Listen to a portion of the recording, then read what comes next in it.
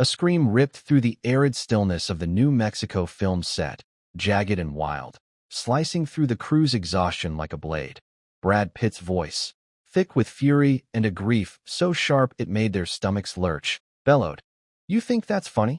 The words erupted from him as he tore the cowboy hat from his head and hurled it into the dirt, his face twisting into something unrecognizable, a storm of rage and heartbreak that sent Tommy, a scrawny grip with a chipped tooth and a smirk that died too late, staggering back with his hands raised like he'd been caught red-handed.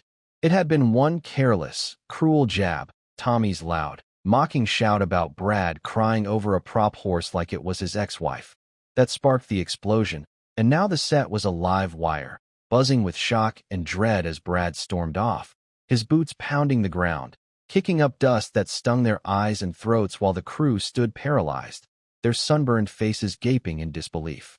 This wasn't the Brad they knew, the unshakable star who'd chuckled through blown lines and handed out cold beers after rap. This was a man coming apart at the seams, a wound torn open right there in the desert sun, and the rawness of it hit them like a tidal wave, drowning the day's rhythm in a flood of confusion, guilt, and a desperate ache to understand what they'd just witnessed. "Why's he gotta freak out like that? It was just a damn joke," Tommy grumbled, kicking at a clump of dirt as the echo of Brad's trailer door slamming shut rolled across the set like thunder, but his voice wavered, thin and shaky, unraveling the tough guy act he was scrambling to hold on to, and the others just stared, their whispers creeping out like tendrils of smoke after a fire. "He's never lost it like this. Never," said Jenna, the script supervisor, her fingers twisting the edge of her clipboard so hard the plastic creaked, her hazel eyes darting toward the trailer where the blinds had snapped shut with a finality that made her chest tighten. "It was a stupid line. Why'd it hit him so bad?" muttered Carlos, a lighting tech with a faded tattoo peeking from his sleeve, wiping sweat from his neck as the heat pressed down heavier, the air turning thick and suffocating, like it was conspiring to choke out any chance of moving on from this. They'd all seen Brad take worse ribbing in stride. He'd laughed last month when a rookie PA tripped and doused him with iced coffee, his grin wide and forgiving. But now, the man they'd leaned on, the one whose steady presence had kept this grueling shoot from falling apart, had shattered before their eyes, leaving them reeling in the wreckage, their minds racing with questions they didn't dare voice aloud. "Maybe it's not about the horse, or the joke," Jenna said, her voice soft but piercing, cutting through the distant drone of the generator, and those words lingered, heavy with the weight of something unspoken, something none of them were prepared to face. "Let's just get back to it. He'll cool off, he always does," Tommy said, louder this time, shoving his hands into his pockets as he paced a tight circle. But the crack in his tone betrayed him, and nobody budged, their gazes locked on that trailer, the metal box where Brad Pitt had vanished, taking the soul of the set with him. The assistant director's voice crackled over the walkie, sharp and clipped, calling a 10-minute break, but it was a hollow command. Nobody could focus, not with the echo of Brad's scream still clawing at their ears, not with the image of his face, twisted with a pain they couldn't name, seared into their skulls. They'd been riding his calm like a lifeline through the endless days of dust and rewrites, and now that it was gone, they were unmoored, teetering between wanting to pound on that trailer door and demand answers, and shrinking back from the vulnerability they'd glimpsed, a fragility that didn't fit the myth of the man they'd built in their heads. "I didn't mean nothing by it. Guy's too sensitive," Tommy muttered, half to himself, his pacing growing frantic, but the crew ignored him, their eyes flickering between each other, silently asking the same question. What had they missed? "He's been off all day," Carlos said, his voice low, thoughtful, as he rubbed his jaw, recalling how Brad had lingered over that scene with the horse, his hands trembling just slightly as he'd stroked its fake mane, a detail so small it hadn't registered until now. "It's not like him to snap. Something's eating at him," Jenna added, her brow furrowing as she replayed the morning in her mind. How Brad had been quieter than usual, his smiles tighter, his usual chatter with the crew replaced by a distracted nod here and there, and the realization gnawed at her, a sick twist in her gut that whatever Tommy had said, it wasn't the start of this. It was the breaking point. The set had been a pressure cooker for weeks, long hours, a director who barked orders like a drill sergeant, a script that changed daily, But Brad had been the glue, the one who kept them laughing, kept them going, and now that he'd cracked, the whole damn thing felt like it might collapse. What if it's personal? Carlos asked, his voice barely above a whisper, and the idea landed like a stone in a still pond, rippling through them, because they'd all assumed they knew him. 42 days of shooting, 42 days of stories and beers, and yet here they were, staring at a stranger's trailer, grappling with the possibility that the man inside was carrying something they'd never seen coming.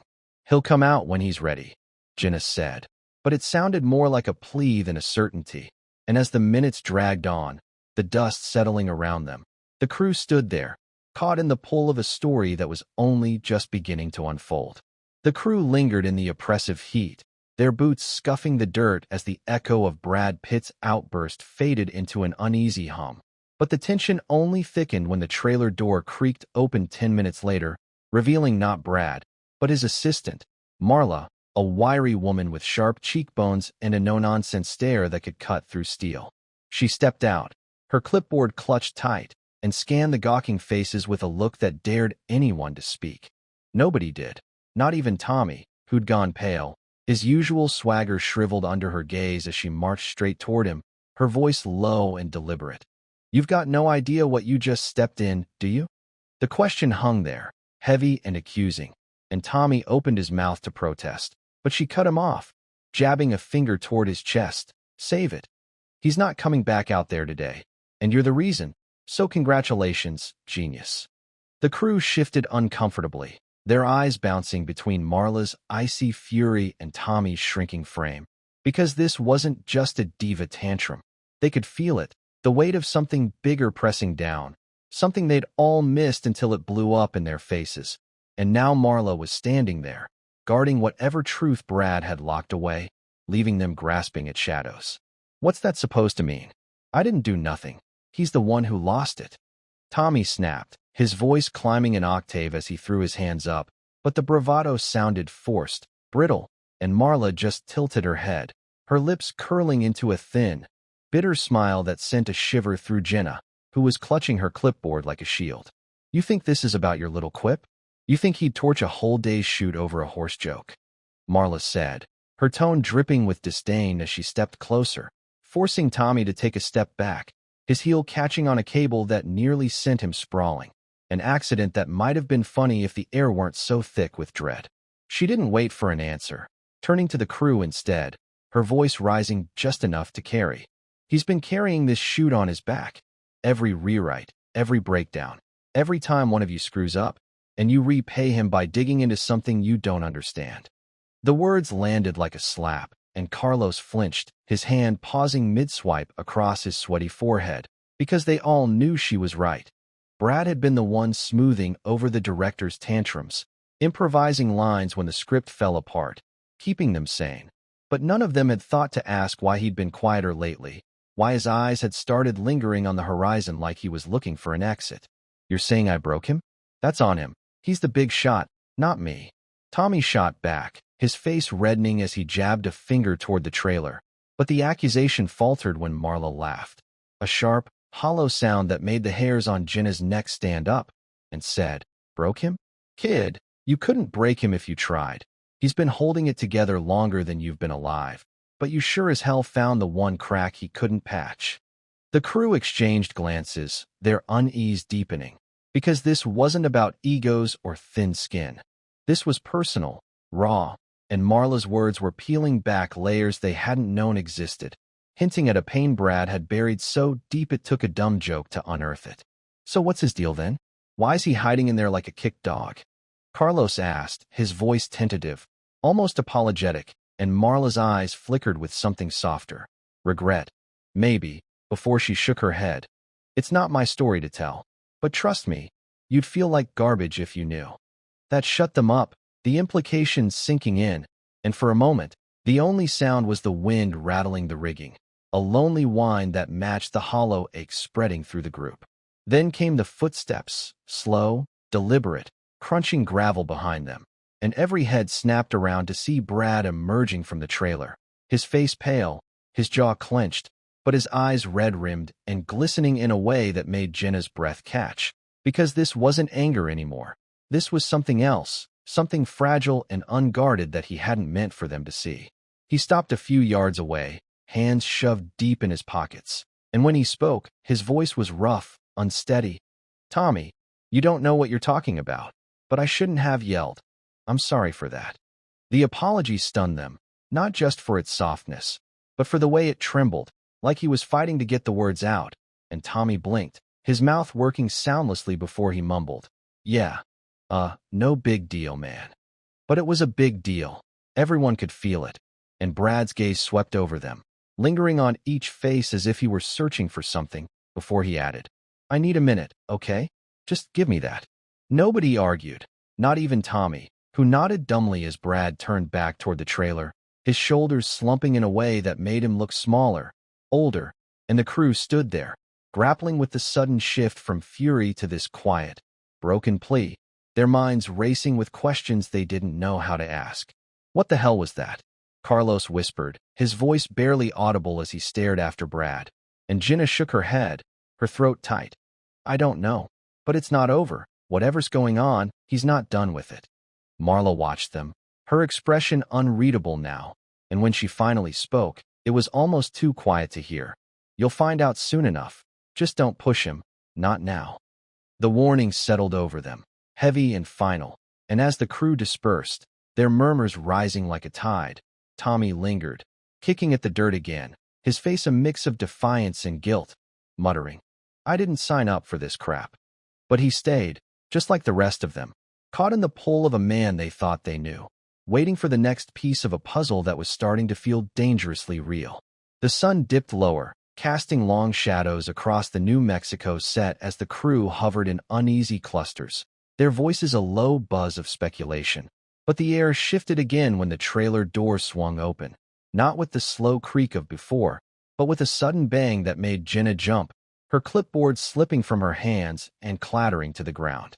Brad Pitt stepped out, his face still pale but set with a determination that hadn't been there earlier, his eyes scanning the group until they locked on Tommy, who froze mid-step, a half-lit cigarette dangling from his lips as Brad strode toward him, hands out of his pockets now, fists flexing open and closed like he was wrestling with something inside. The crew braced themselves, expecting another outburst, but instead, Brad stopped a foot away, his voice steady but laced with an edge. "You ever think before you open your mouth? Or is that too much to ask?" Tommy blinked, the cigarette tumbling to the dirt as he scrambled for a response, his earlier bravado replaced by a nervous stammer. I didn't mean to piss you off, man. It was just a dumb thing to say." Brad's jaw tightened, and for a moment, it looked like he might swing, but then he exhaled hard through his nose, his shoulders dropping as he said, "Yeah, well, it wasn't dumb to me. Sit down. All of you, we're talking this out." Nobody moved at first, their feet rooted to the ground as if the invitation itself were a trap, but Marla stepped forward, her sharp voice cutting through the hesitation. "You heard him. Grab a crate, a chair, whatever, and park it now."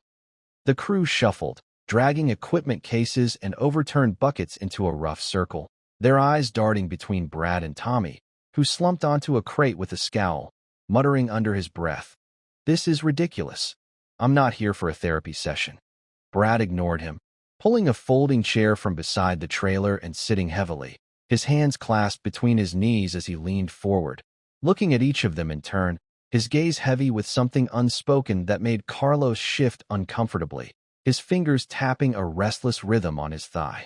"I owe you all an explanation, not because you deserve it, but because I can't keep pretending everything's fine," Brad said, his voice low but firm, and the words landed like a jolt, because nobody had expected him to crack open whatever he'd been guarding, least of all in front of Tommy, whose smirk was long gone, replaced by a wary squint. "You think I flipped out over a horse joke? You think that's what this is?" Brad continued, his tone rising slightly as he gestured toward the prop corral where the fake animal still lay, its plastic eyes glinting dully in the fading light. And Jenna nodded slowly, her voice tentative. "That's what it looked like. Tommy was being an idiot, but we didn't think it'd hit you like that." Brad's laugh was sharp, humorless, and he rubbed a hand over his face, his fingers lingering over the lines etched deep around his eyes. "It's not about the horse. It's not even about Tommy. Not really. It's about what I've been hauling around for years, and that stupid crack it broke the dam, okay? The crew leaned in, their breaths held, because this was new territory. Brad Pitt, the guy who dodged paparazzi and personal questions with the same effortless charm he brought to every role, was peeling back the curtain, and the vulnerability in his voice was as jarring as it was magnetic. "What are you talking about, man?"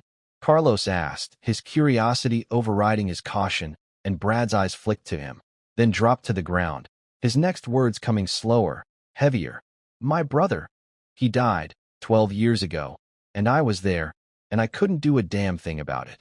The confession hung there, raw and unexpected, and the crew went still, their faces a mix of shock and guilt as Brad kept going, his voice rougher now. "He was in a car wreck.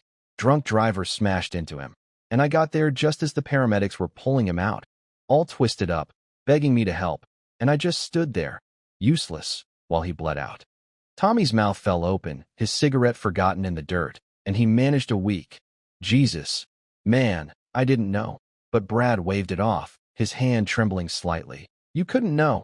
Nobody here does. I don't talk about it. But that scene today, with the horse, the way he was looking at me, it was like it was him all over again. And then you opened your mouth, Tommy, and I lost it." The silence that followed was thick, suffocating, and Jenna's eyes stung as she watched Brad's hands clench tighter, his knuckles widening, because this wasn't just a story. It was a wound, still open, and he was letting them see it, bleeding and all, in a way that made her chest ache with the weight of his trust. "Why tell us now? Why not just walk away?" Marla asked, her voice softer than before, almost protective, and Brad looked up, his eyes glistening but steady. "Because you're not just crew. You're family after 42 days out here, and I can't keep running from this every time something reminds me of him. I owe you that much." The words hit hard, and Carlos swallowed thickly, his tapping fingers stilling as he said, "You don't owe us anything. We're the ones who should have seen you were off." Brad shook his head, a faint, tired smile tugging at his lips. "Maybe, but I've been hiding it too well, too long, and I'm done with that, at least for today." The crew sat there, grappling with the shift, because this wasn't the showdown they'd braced for. It was something messier, truer, and as the light bled out of the sky, Tommy shifted on his crate, his voice low. "I'm sorry, man. I didn't mean to drag that up." Brad nodded, just once, and said, "I know, just don't do it again." And the quiet that settled over them was different now. Heavier but somehow lighter too, like a burden shared instead of carried alone. The circle of crates and chairs tightened as the New Mexico dusk deepened, the crew's faces flickering in the dim glow of a lantern someone had dragged over. But the air crackled with a new kind of electricity when Tommy, still hunched on his crate, his fingers twitching like he wanted another cigarette, suddenly stood up, his voice cutting through the stillness. "Wait a sec. You're telling me you've been hauling this around for 12 years and nobody knew? Not even the tabloids?" The question was blunt, almost accusatory, and Brad's head snapped up, his eyes narrowing as he leaned back in his chair, the faint creak of metal underscoring the tension that flared between them. Because this wasn't just curiosity. It was a challenge, and the crew held their breath, waiting for the storm to break again. But Brad didn't yell. Instead, he tilted his head, studying Tommy like he was seeing him for the first time, and said, "You think I'd let them have that part of me? I buried it, deep, and I got good at it. Until today, until you poked at it like it was nothing." The words were calm, deliberate, but they carried a weight that made Tommy flinch, his bravado crumbling as he sat back down, muttering, "I didn't mean it like that. Just sounds crazy, keeping it locked up that long." Jenna shifted on her bucket, her voice hesitant but firm. "It's not crazy. It's human, but why spill it now? Out here, with us? You could have just left, cooled off somewhere else." Brad's gaze flicked to her, softening for a moment, and he rubbed his hands together, the dry scrape of skin on skin filling the pause before he answered. "Because I'm tired of pretending I'm fine when I'm not, tired of dodging it every time I see a wrecked car on set or hear some punk make a crack about loss like it's a punchline." The confession landed hard, and Carlos let out a low whistle, his fingers drumming on his knee again as he said, "Man, that's heavy. I thought you were just mad at Tommy, but it's bigger than that." Brad nodded, his jaw working as he glanced around the circle, his voice dropping lower. Yeah, it is. And I wasn't going to say a damn thing until I saw you all staring at that trailer like I'd lost my mind, and I figured you deserved to know why I snapped, even if it's messy. The crew exchanged looks, their unease shifting into something else. Respect, maybe, or guilt. And Marla, standing just outside the circle, crossed her arms, her sharp eyes glinting as she added, "He didn't have to tell you anything. Remember that." Then came the twist nobody saw coming. Brad reached into his jacket, pulling out a battered leather wallet, and flipped it open to reveal a faded photo, creased and worn, of a younger man with his same sharp jawline, grinning beside a beat-up pickup truck. And the sight hit the crew like a gut punch, because this wasn't just a story anymore. It was real, tangible, staring them in the face. "This is Danny, my brother," Brad said, his voice cracking as he held the photo up, his thumb brushing the edge like it might bring the man back. And the crew leaned in, their eyes wide, because seeing Danny made it click. Brad wasn't just confessing, he was letting them into a wound he'd guarded with everything he had. He was 28, full of life, and then he was gone. And I've been running from that picture ever since, Brad continued, his words tumbling out faster now, raw and unfiltered. I didn't cry at his funeral. Couldn't, because if I started, I'd never stop. And today, that horse, that stupid prop, it looked at me like he did, and I heard his voice again, and I broke. The silence was deafening, and Tommy's face went slack, his hands dropping to his lap as he stammered. I didn't know. Man, I swear I didn't. But Brad shook his head, cutting him off. I'm not blaming you. Not anymore. I'm just done hiding it, and you all get to deal with that now. What do we do with this? You're not wrong. We didn't see it, Jenna said, her voice thick as she blinked back tears, and Brad folded the photo back into his wallet, his movements slow, deliberate. Before he looked up, his eyes glistening but fierce. You don't have to do anything. Just listen, and maybe think twice before you assume someone's got it all together, because I sure as hell don't. The words hung there, a quiet command, and Carlos nodded, his voice rough. Fair enough, but you didn't have to show us that picture, man. That's a lot. Brad's laugh was soft, shaky, and he shrugged. Maybe, but I've carried it alone too long. Figured it was time to let someone else see him, even if it's just you idiots out here in the dust. The crew chuckled, a nervous release of tension, but it faded fast when Marla stepped forward, her voice sharp again. He's not asking for pity. He's asking you to back off and let him breathe. So don't turn this into some sob story you gossip about later. The warning stung, and Tommy bristled, snapping, I'm not gonna blab. Who do you think I am? But Marla just stared him down, unflinching. Prove it. Then Brad stood, his chair scraping back, and the crew tensed, expecting him to walk away. But instead he turned to Tommy, his voice steady. You're not off the hook. You opened this, so you're coming with me tomorrow. We're driving out to where it happened, and you're gonna see what I see every day. Tommy's jaw dropped, his protest immediate. What? No way. I'm not some shrink. I don't need that. But Brad leaned in, his face inches from Tommy's. You don't get a vote. I need this, and you're part of it now, so deal with it. The crew gaped, stunned by the demand, and Jenna whispered to Carlos, He's serious. He's dragging Tommy into this. And Carlos nodded, wide-eyed. Yeah, and I don't think Tommy's got a choice. The circle broke as Brad stepped back, his eyes sweeping over them one last time. We're done here. See you tomorrow. And he walked off, leaving them reeling, the photo's ghost lingering in the air, a silent witness to a moment none of them would forget. The next morning broke over the New Mexico set with a brittle calm, the crew assembling in a haze of dust and unspoken questions, but all eyes darted toward Brad Pitt's trailer when the door swung open, revealing him in jeans and a faded jacket, his face etched with a quiet resolve that made Jenna's stomach twist as he stepped out, keys jangling in his hand, and called over his shoulder, Tommy, let's go. You're not bailing on this. Tommy emerged behind him, his shoulders hunched, his chipped tooth scowl replaced by a jittery frown as he shoved his hands into his pockets, muttering loud enough for the crew to hear. This is nuts. I don't even know why I'm doing this. Brad didn't respond, just strode toward a dusty pickup parked at the edge of the lot.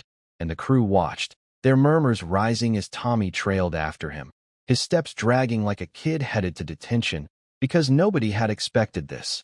Not Tommy agreeing, not Brad following through, and the air buzzed with a mix of awe and unease as the truck's engine growled to life, tires crunching gravel as they peeled out, leaving the set behind in a cloud of unanswered what-ifs. Where's he taking him? That crash site's gotta be hours away, Carlos said, his voice low as he squinted after the disappearing truck, and Jenna shrugged, her fingers tightening around her clipboard. He said it's where it happened. Guess we'll find out when they get back, if Tommy doesn't bolt first. The crew dispersed to their tasks, but the day dragged, every glance toward the horizon laced with curiosity, and when the truck rumbled back 6 hours later, the sun was dipping low, painting the sky a harsh orange that framed Brad and Tommy as they climbed out, their faces unreadable but changed. Brad's eyes were red-rimmed again, his jaw tight, while Tommy looked shell-shocked, his usual swagger gone, replaced by a shaky stillness that made Marla pause mid-step, her sharp voice softening as she asked, "You okay, kid?" Tommy didn't answer, just nodded once, his gaze dropping to the ground as he shuffled past, and Brad caught Marla's eye, his voice rough. "He's fine.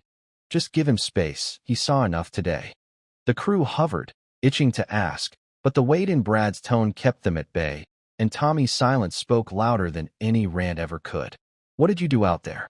"He looks like he saw a ghost," Jenna ventured, stepping closer to Brad as he leaned against the truck, rubbing his hands over his face, and he exhaled hard, his words coming slow, deliberate. "I took him to the spot, mile marker 47, where Danny's car ended up, and we walked it, every inch. The ditch, the broken guardrail, all of it still there like it was yesterday." The crew leaned in, their breaths catching, because this wasn't just a trip, it was a reckoning. And Brad kept going, his voice steady but heavy. "I didn't plan to say much, but once we got there, it all came out.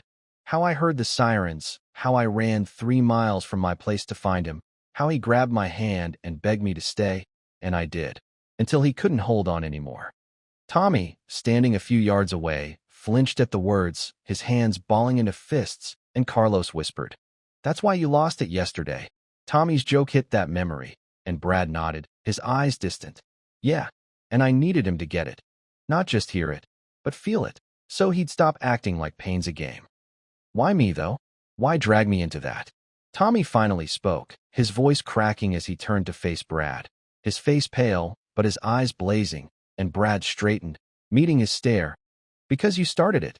You didn't mean to, but you did, and I figured if you saw where it happened, you'd think twice next time, and maybe I'd stop seeing it alone." The answer stunned them, and Tommy's mouth opened, then closed, his protest dying as he rubbed his neck, muttering, "It was bad, man. The skid marks are still there, faint, but I saw him, and I kept thinking how you stood there, watching him go." The crew went quiet, the image sinking in, and Jenna's voice trembled as she asked, "Did it help?" "Taking him?" Brad paused, his gaze drifting to the horizon, then back to her. "I don't know. Maybe. It's not fixed, but it's not just mine anymore, and that's something." The honesty in his words settled over them, a fragile peace, and Marla stepped up, her tone firm but kind. "You didn't have to do that, for any of us, but you did, so what now? Now we finish this damn movie. I'm not quitting, and neither are you," Brad said, a faint smile tugging at his lips as he pushed off the truck, and the crew chuckled, the tension easing just enough to breathe. But Tommy lingered, his voice low. "I'm sorry, not just for yesterday, but for not getting it. I won't forget that place." Brad clapped a hand on his shoulder, brief but steady. "Good. Don't," and walked off toward his trailer, leaving the crew to process the day, their chatter starting slow, then swelling as they pieced it together. "He's different now, still him, but lighter somehow," Carlos said, watching Brad go, and Jenna nodded. "Tommy too. Look at him, he's not even arguing." The lesson wasn't loud or grand, but it stuck. Pain wasn't a punchline, and strength wasn't hiding it. And as the crew scattered, their voices carried a new respect, a shared story that changed them, one dusty mile at a time. Brad had shown them his breaking point, and they'd carry it forward, quieter, wiser, together.